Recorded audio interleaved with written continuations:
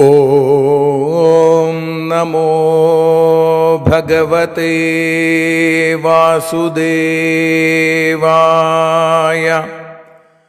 ഓം നമോ ഭഗവതേ വാതനാഥായ. ഓം നമോ ഭഗവതേ നാരായണായ.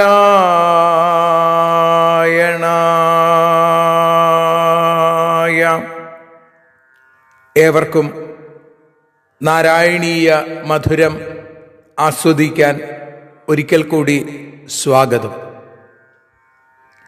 മൂകം കരോതി വാചാലം പങ്കും ലംഘയത്തെ ഗിരിം യൽകൃപാതമഹം വന്ദേ പരമാനന്ദമാധവം.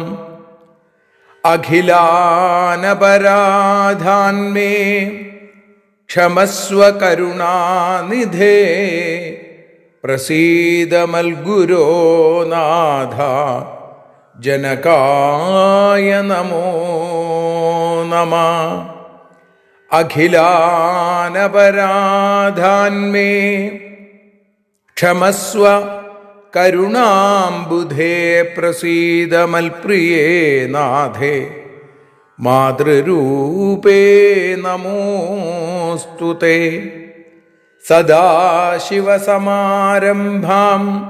ശങ്കരാചാര്യമധ്യമാം അസ്മദാചാര്യപര്യന്താം വന്ദേ ഗുരുപരമ്പരാം.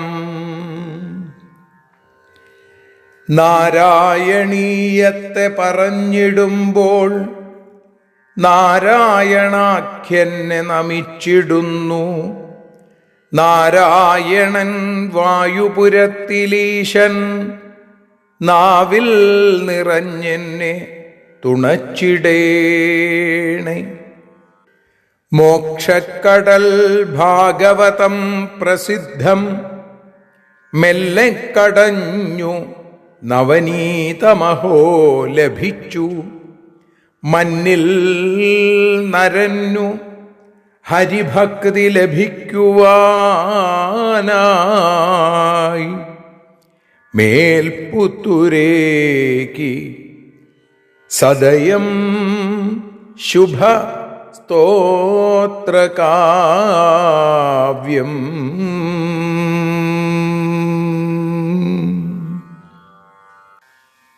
നാരായണീയ നറുനവനീതം നാം ആസ്വദിച്ചുകൊണ്ടിരിക്കുന്നു നാരായണീയ മധുരമായി. ഇന്ന് ശ്രീമന്നാരായണീയം 13-ാമത്തെ ദശകത്തിൽ 4-ാമത്തെ ശ്ലോകം വിചാരം ചെയ്യണു. പതിവ് പോലെ ശ്ലോകം, അർത്ഥം, ശ്ലോകം, ഭാഷാഗാനം. ഗദാപാണൗ ദൈത്യേ ത്വമപി ഗൃഹീതോന്നതഗതോ നിയുദ്ധേന ക്രീഡൻ ഘടഘടരവോദ്ഘുഷ്ടവിയതാ രണാലോകൗത്സുക്യാന്മിളതി സുരസംഘേ ദ്രുതമമും നിരുന്ധ്യാ സന്ധ്യാത പ്രഥമമിതി ധാത്രാ ജഗദിഷേ. ഇതിൻ്റെ അർത്ഥത്തിലേക്ക് കടന്നാൽ, ദൈത്യേ ഗദാപാണവും ത്വം അപി ഗൃഹീതോന്നത ഗദ ഘടഘടരവോദ്ഘുഷ്ടവിയതാ നിയുദ്ധേന ക്രീഡൻ രണാലോക ഉത്സുക്യാൽ സുരസംഘേ മിളതി ദ്രുതം സന്ധ്യാത പ്രഥമം അമും നിരുന്ധ്യ ഇതി ധാത്ര ജഗദിഷ.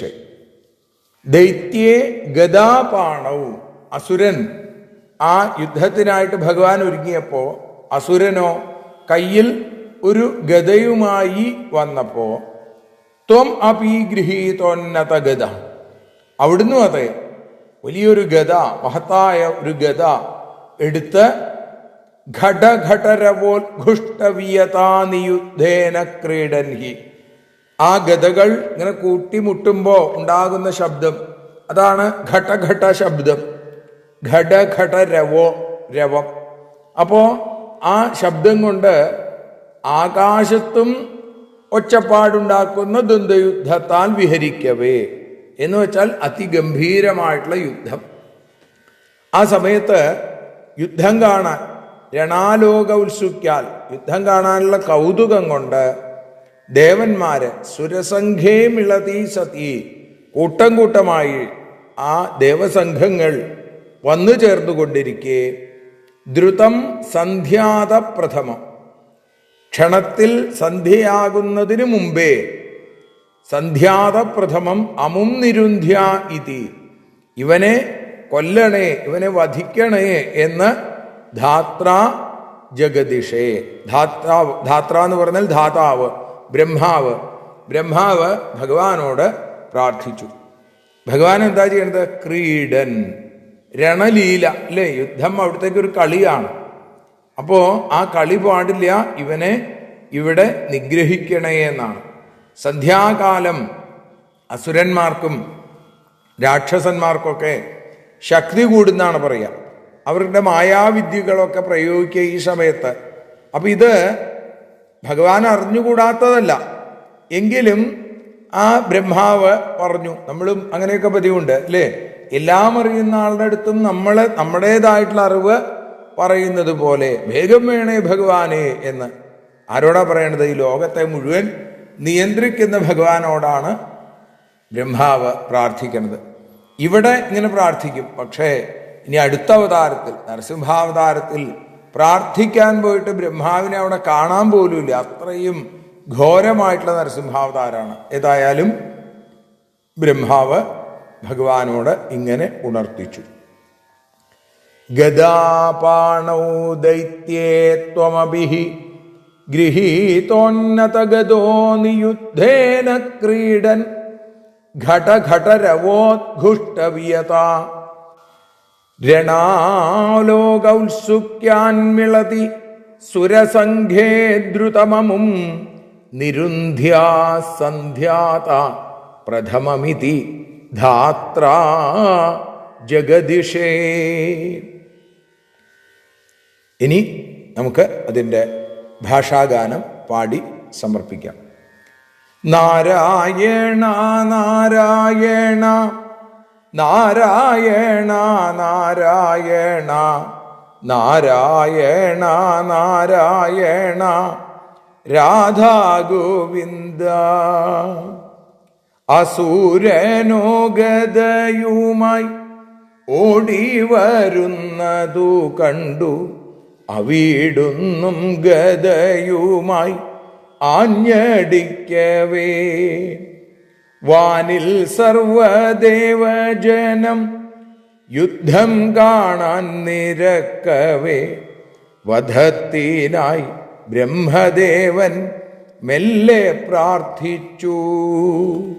നാരായണ നാരായണ നാരായണ നാരായണ നാരായണ നാരായണ രാധാ ഗോവിന്ദ. നാരായണ നാരായണ വരാഹമൂർത്തേ. കായേന വാചാ മനസേന്ദ്രിയർവാ ബുദ്ധ്യാത്മനാ വാ പ്രകൃതേ സ്വഭാവാൽ കരോമി യദ്യൽ സകലം പരസ്മൈ നാരായണായേതി സമർപ്പയാമി. സർവം നാരായണായേതി സമർപ്പയാമി. സർവത്ര നാരായണ നാമ സങ്കീർത്തനം. നാരായണ നാരായണ നാരായണ.